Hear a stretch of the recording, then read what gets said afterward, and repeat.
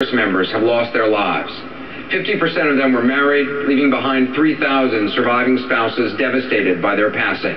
Our next hero has become a beacon of light and support for war widows across this nation. To share her story, please welcome a former U.S. Army soldier and an inspiration to all of us. Plus, I hear he's a pretty good dancer, J.R. Martinez.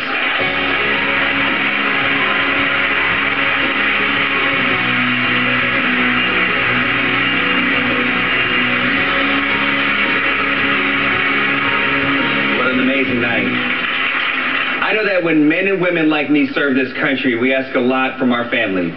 They give up so much so that we can do the job that we have to do. They are brave and strong, and we carry their pictures in our pockets to help us get back home. But not all of us do.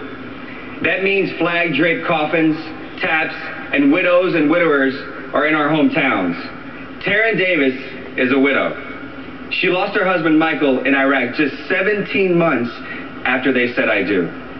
She reached out for a community of other widows like her, but couldn't find one. So she created the American Widow Project, where 900 young women gather in person and on Facebook to support one another and remember. Taryn felt a void and filled it herself and others. This is why I salute her.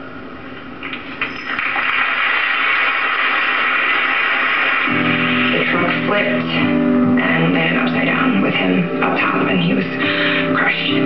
Killed by an IED in Afghanistan. A suicide bomber. He committed suicide. He took off, and the nose dipped, and then it spiraled to the ground. They came to my house Thursday morning. Nobody else was going to be at your door at 5:45 in the morning.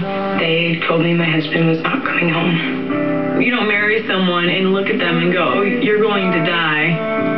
To lose your best friend, your life. The most difficult thing about being a widow is waking up every day, knowing that my husband's not going to be there.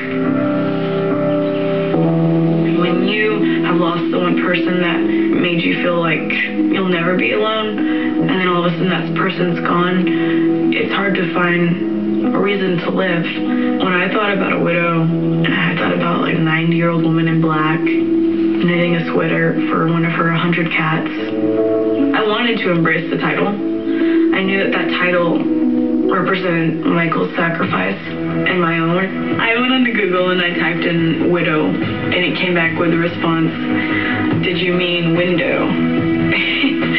And it was the catalyst to me creating what the American Widow Project is now. The options that were out there, they're sterile. I don't want to go to a seminar and have somebody tell me how to cry or tell me what stage I was in. So I took a step back and said, okay, what is it that's going to help me get through this? And realizing that that was seeing someone else like me and just talking to them and knowing a possibility in life after death. We have had the hardest ways pound us down in life, but we still, for some reason, are going to paddle out a little farther and hope maybe the right wave will come. If we only ride it for a couple seconds, it's enough to let us know that it's possible to ride it. The only way to describe it is a recharge of the soul. I feel like these women get me, and I get them, and they give me hope. From this weekend, I found that I'm normal, that I can have the emotional swings and not feel like a freak. She's showing us that we can still live, and that's saving lives. Maybe we're not going to die from being sad, but we're not going to be living. There's thousands of widows out there, and I want them to be able to have what these women had this past weekend, and that's just the knowledge that I'm not alone. I'm going to get through this, and it's okay to smile.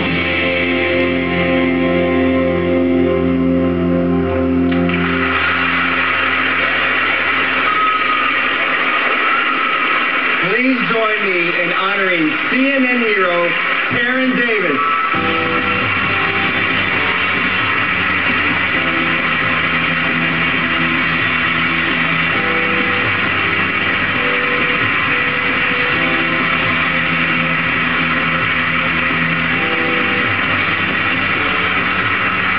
We must remember to honor our calling. even if it means embracing our most tragic circumstances. I believe that widowhood is a lifetime process, and when the war ends, our war is just beginning. The American Widow Project is a source of healing and hope to this generation, and heaven forbid, for generations to come. I love you, Michael.